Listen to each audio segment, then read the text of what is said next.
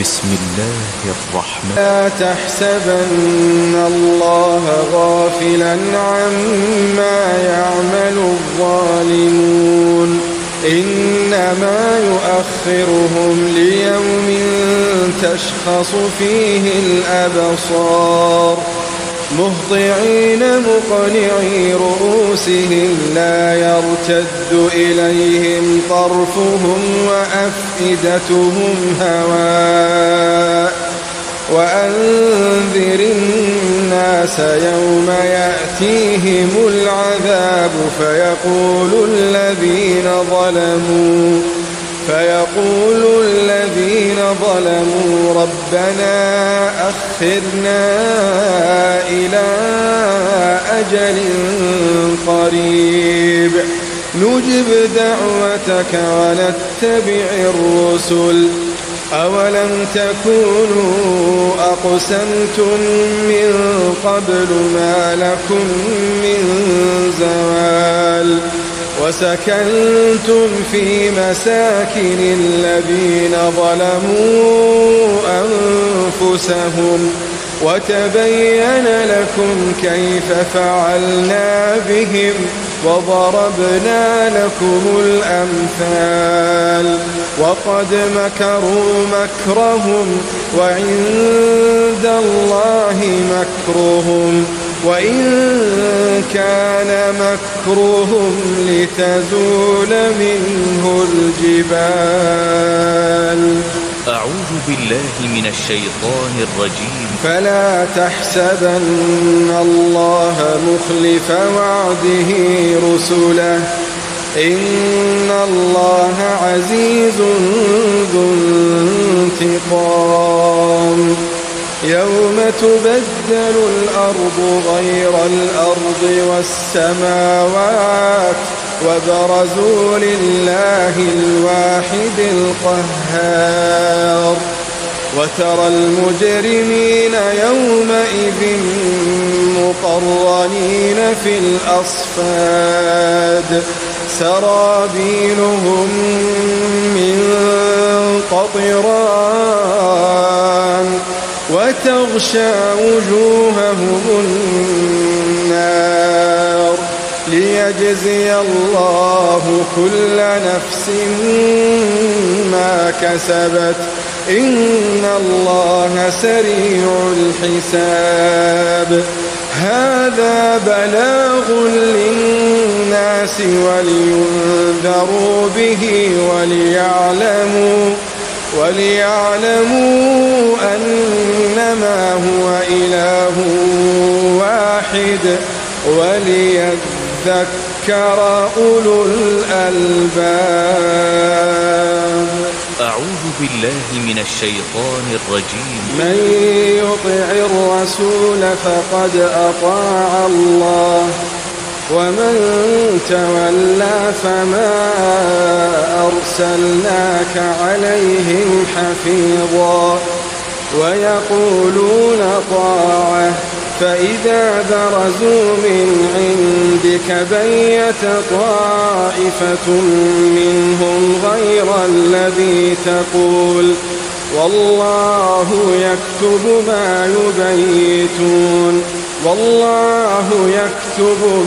يبيتون فأعرض عنهم وتوكل على الله وكفى بالله وكيلا. أفلا يتدبرون القرآن ولو كان من عند غير الله لوجدوا فيه اختلافا كثيرا وإذا جاءهم أمر من الأمن أو الخوف أذاعوا به ولو ردوه إلى الرسول وإلى أولي الأمر منهم لعلمه الذين يستنبطونه منهم ولولا فضل الله عليكم ورحمته لاتبعتم الشيطان إلا قليلا فقاتل في سبيل الله لا تكلف إلا نفسك وحرض المؤمنين عسى الله أن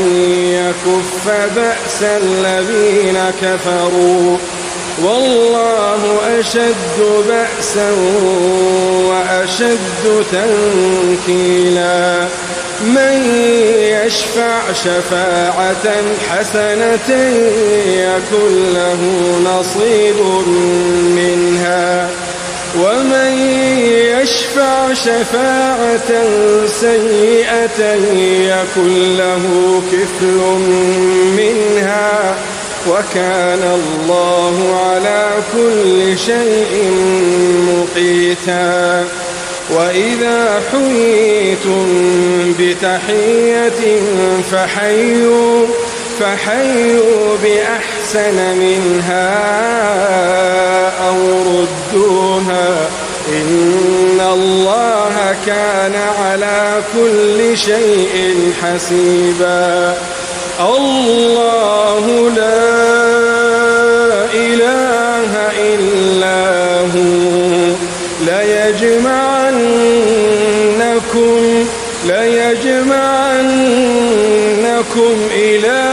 يوم القيامة لا ريب فيه ومن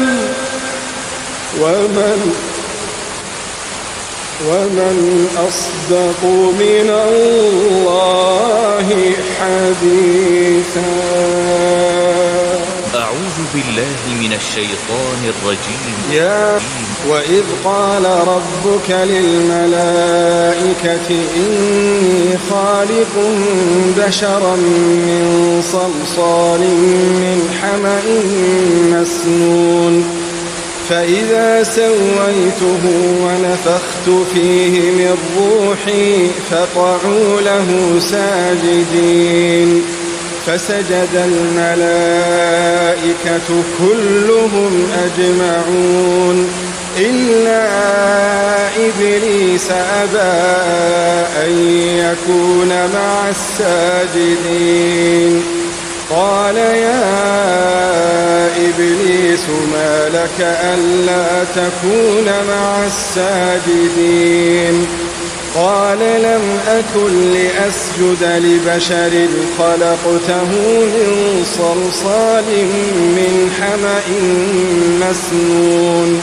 قال فاخرج منها فإنك رجيم وإن عليك اللعنة إلى يوم الدين قال رب فأنظرني إلى يوم يبعثون قال فإنك من المنظرين إلى يوم الوقت المعلوم قال رب بما أغويتني لأزينن لهم في الأرض ولأغوينهم أجمعين إلا عبادك منهم المخلصين قال هذا صراط علي مستقيم إن عبادي ليس لك عليهم سلطان إلا من اتبعك من الغاوين وإن جهنم لموعدهم أجمعين لها 7 أبواب لكل باب منهم جزء مقسوم إن المتقين في جنات وعيون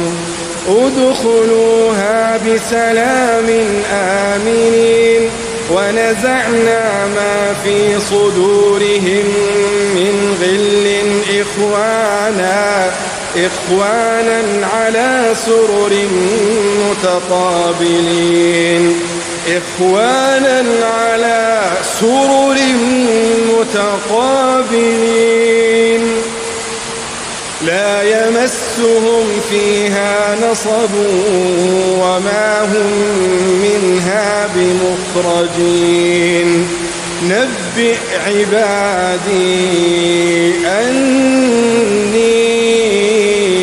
أنا الغفور الرحيم وأن عذابي هو العذاب الأليم. أعوذ بالله من الشيطان الرجيم. يا أيها الناس اتقوا ربكم واخشوا يوما لا يجزي والد عن ولده ولا مولود هو جاز عن والده شيئا إن وعد الله حق فلا تغرنكم الحياة الدنيا ولا يغرنكم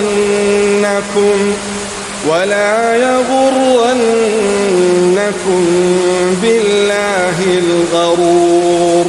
إن الله عنده علم الساعة وينزل الغيث ويعلم ما في الأرحام وما تدري نفس ماذا تكسب غدا وما تدري نفس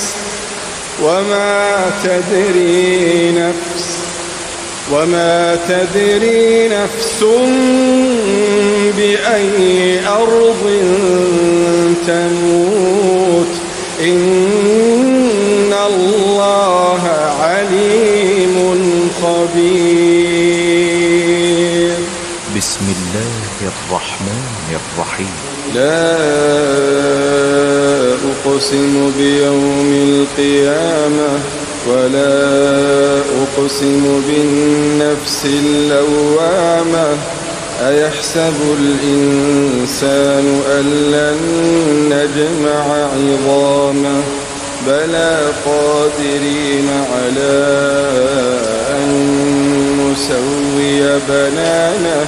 بل يريد الإنسان ليفجر أمامه يسأل أيان يوم القيامة فإذا برق البصر وخسف القمر وجمع الشمس والقمر يقول الإنسان يومئذ أين المفر كلا لا وزر إلى ربك يومئذ المستقر ينبأ الإنسان يومئذ بما قدم وأخر بل الإنسان على نفسه بصيرة ولو ألقى معاذيره لا تحرك به لسانك لتعجل به إن علينا جمعه وقرآنه فإذا قرأناه فاتبع قرآنه ثم إن علينا بيانه كلا بل تحبون العاجلة وتذرون الآخرة وجوه يومئذ ناظرة إلى ربها ناظرة ووجوه يومئذ باسرة تظن أن يفعل بها فاقرة كلا إذا بلغت التراقي وقيل من راق وظن أنه الفراق والتفت والتفت الساق بالساق إلى ربك يومئذ المساق فلا صدق ولا صلى ولكن كذب وتولى ثم ذهب إلى أهله يتمطى أولى لك فأولى ثم أولى لك فأولى أيحسب الإنسان أن يترك سدى ألم يك نطفة من مني يمنى ثم كان علقة فخلق فسوى فجعل منه الزوجين الذكر والأنثى أليس ذلك بقادر على أن يحيي أليس ذلك بقادر على أن يحيي الموتى أعوذ بالله من الشيطان الرجيم كلا بل لا تكرمون اليتيم ولا تحاضون على طعام المسكين وتأكلون التراث أكلا لما وتحبون المال حبا جما كلا إذا دكت الأرض دكا دكا وجاء ربك والملك صفا صفا وجيء يومئذ بجهنم يومئذ يتذكر الإنسان وأنى له الذكرى يقول يا ليتني قدمت لحياتي فيومئذ لا يعذب عذابه أحد ولا يوثق وثاقه أحد يا أيتها النفس المطمئنة ارجعي إلى ربك راضية مرضية ارجعي إلى ربك راضية مرضية فادخلي في عبادي وادخلي جنتي. بسم الله الرحمن الرحيم. هل أتاك حديث الغاشية وجوه يومئذ خاشعة عاملة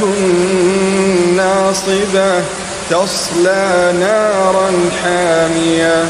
تسقى من عين آنية ليس لهم طعام إلا من ضريع لا يسمن ولا يغني من جوع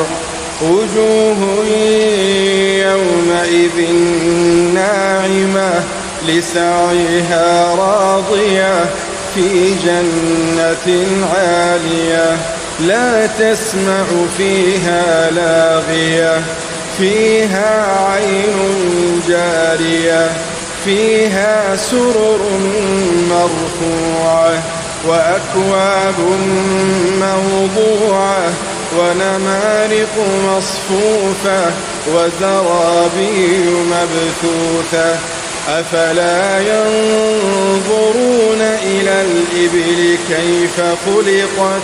وإلى السماء كيف رفعت وإلى الجبال كيف نصبت وإلى الأرض كيف سطحت فذكر إنما أنت مذكر لست عليهم بمسيطر إلا من تولى وكفر فيعذبه الله العذاب الأكبر إن إلينا إيابهم ثم إن علينا حسابهم. بسم الله الرحمن الرحيم. والشمس وضحاها والقمر إذا تلاها والنهار إذا جلاها والليل إذا يغشاها والسماء وما بناها والأرض وما طحاها ونفس وما سواها فألهمها فجورها وتقواها قد أفلح من زكاها وقد خاب من دساها كذبت ثمود بطغواها إذ انبعث أشقاها فقال لهم رسول الله ناقة الله وسقياها فكذبوه فعقروها فدمدم عليهم ربهم بذنبهم فسواها ولا يخاف عقباها. بسم الله الرحمن الرحيم. إذا زلزلت الأرض زلزالها وأخرجت الأرض أثقالها وقال الإنسان ما لها يومئذ تحدث أخبارها بأن ربك أوحى لها فتعبدون من دون الله ما لا ينفعكم شيئا ولا يضركم أف لكم ولما تعبدون من دون الله أفلا تعقلون قالوا حرقوه وانصروا آلهتكم إن كنتم فاعلين قلنا يا نار كوني بردا وسلاما على إبراهيم ما أنزلنا عليك القرآن لتشقى إلا تذكرة لمن يخشى تنزيلا ممن خلق الأرض والسماوات العلى الرحمن على العرش استوى له ما في السماوات وما في الأرض وما بينهما وما تحت الثرى وإن تجهر بالقول فإنه يعلم الجهر وأخفى الله لا إله إلا هو له الأسماء الحسنى وهل أتاك حديث موسى إذ رأى نارا فقال لأهلهم كثوا إني آنست نارا لعلي آتيكم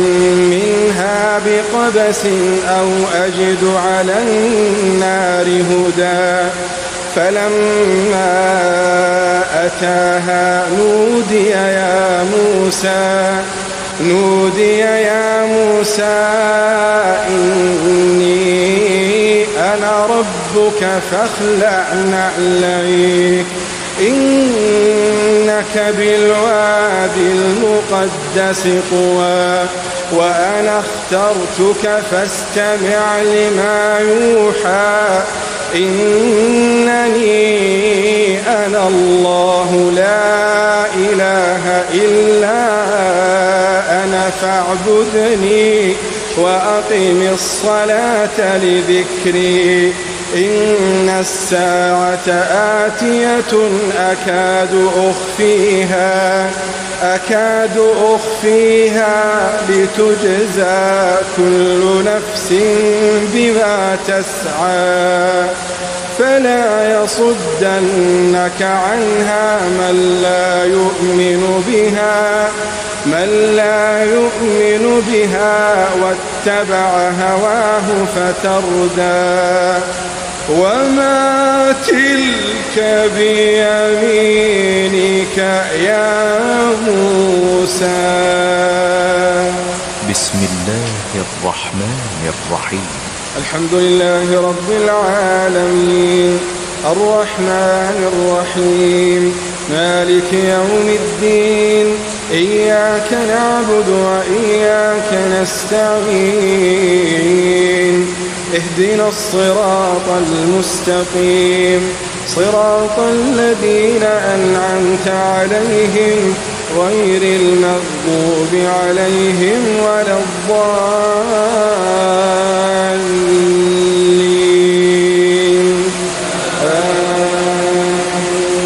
وما تلك بيمينك يا موسى قال هي عصاي أتوكأ عليها وأهش بها على غنمي ولي فيها مآرب أخرى قال ألقها يا موسى فألقاها فإذا هي حية تسعى قال خذها ولا تخف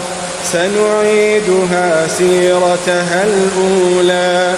واضمم يدك إلى جناحك تخرج بيضاء من غير سوء آية أخرى لنريك من آياتنا الكبرى اذهب إلى فرعون إنه طغى قال رب اشرح لي صدري ويسر لي أمري واحلل عقدة من لساني يفقه قولي واجعل لي وزيرا من أهلي هارون أخي أشدد به أزري وأشركه في أمري كي نسبحك كثيرا ونذكرك كثيرا إنك كنت بنا بصيرا قال قد أوتيت سؤلك يا موسى. أعوذ بالله من الشيطان الرجيم. وقال الرسول يا رب إن قوم اتخذوا هذا القرآن مهجورا وكذلك جعلنا لكل نبي عدوا من المجرمين وكفى بربك هاديا ونصيرا. وقال الذين كفروا لولا نزل عليه القرآن جملة واحدة وقال الذين كفروا لولا نزل عليه القرآن جملة واحدة كذلك لنثبت به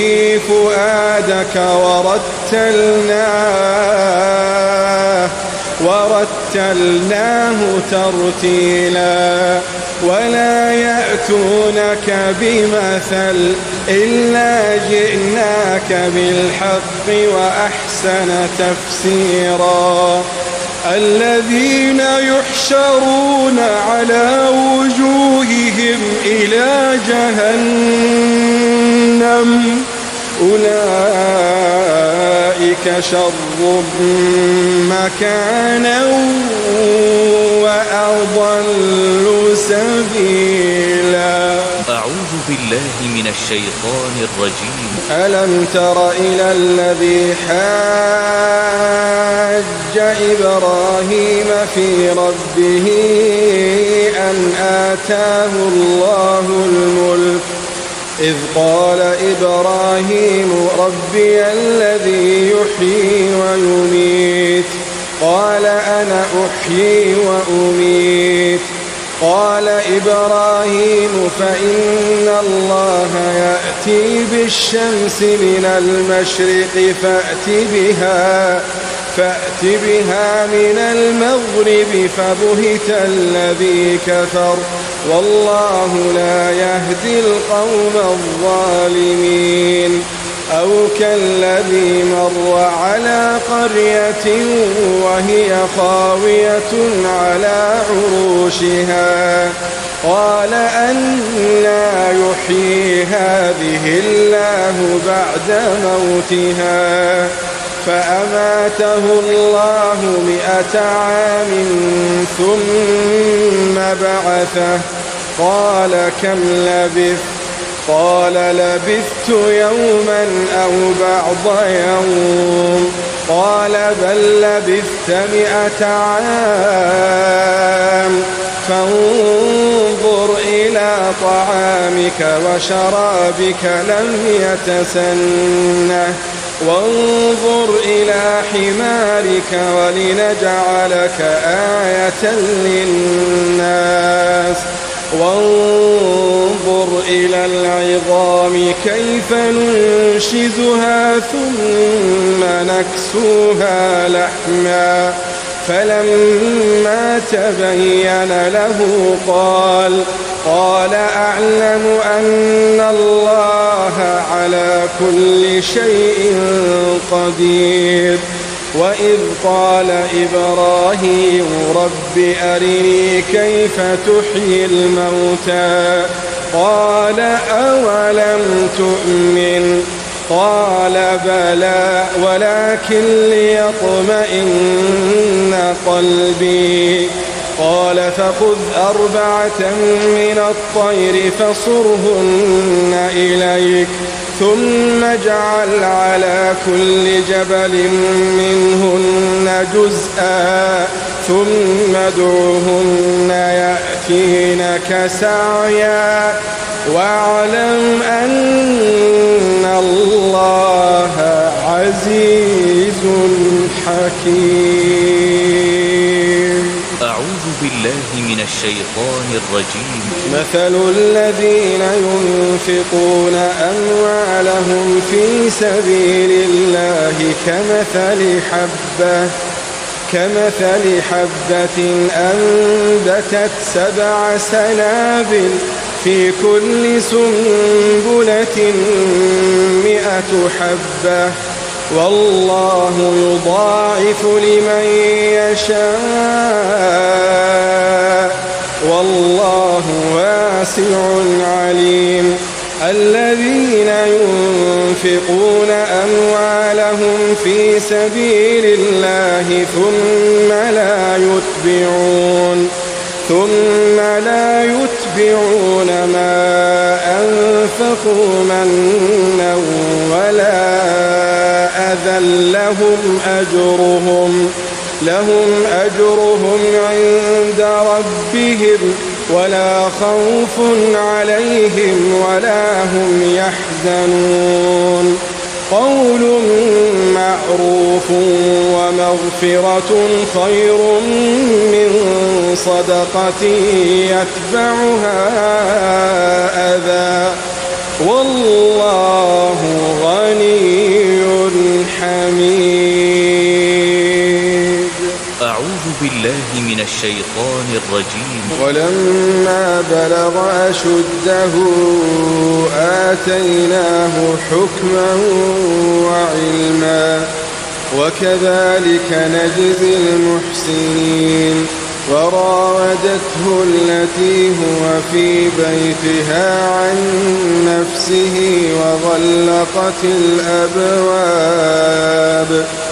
وغلقت الأبواب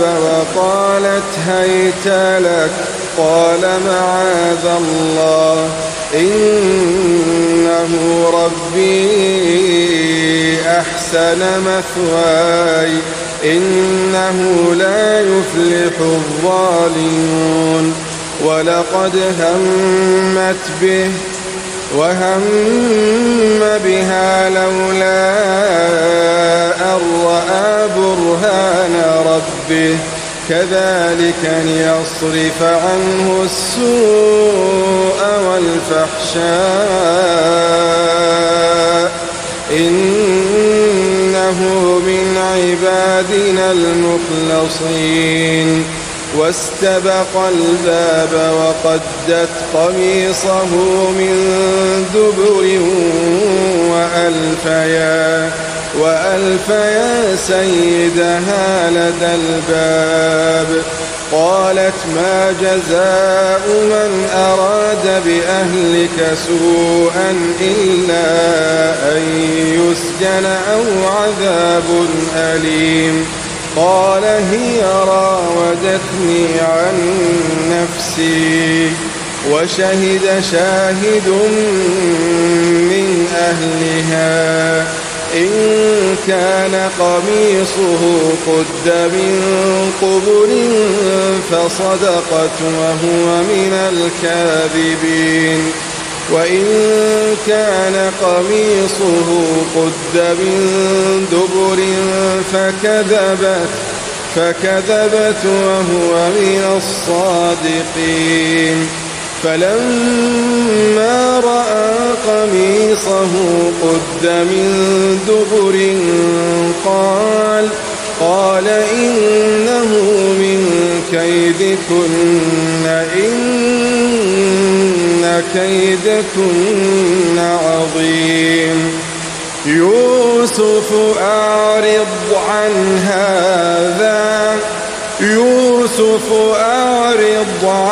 هذا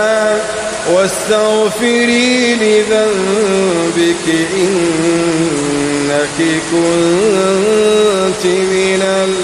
الخاطئين. وقال نسوة في المدينة امرأة العزيز تراود فتاها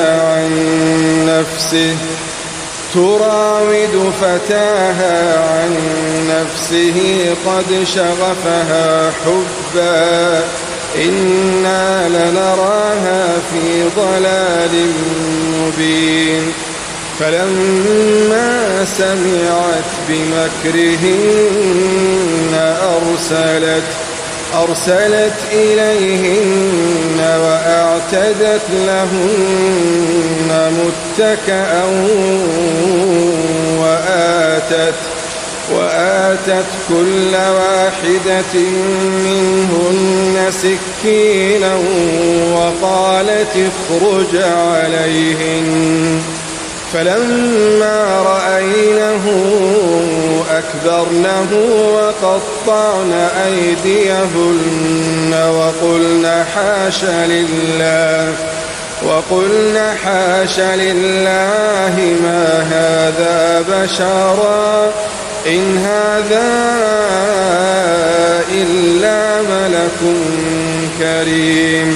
قالت فذلكن الذي لمتنني فيه ولقد راودته عن نفسه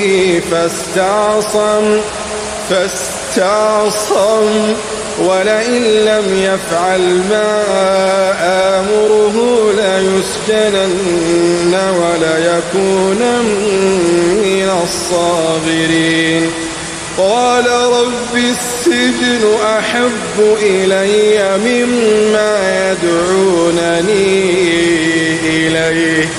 وإلا تصرف عني كيدهن أصب إليهن وأكن من الجاهلين فاستجاب له ربه فصرف عنه كيدهن إنه هو السميع العليم ثم بدا لهم من بعد ما رأوا الآيات ليسجننه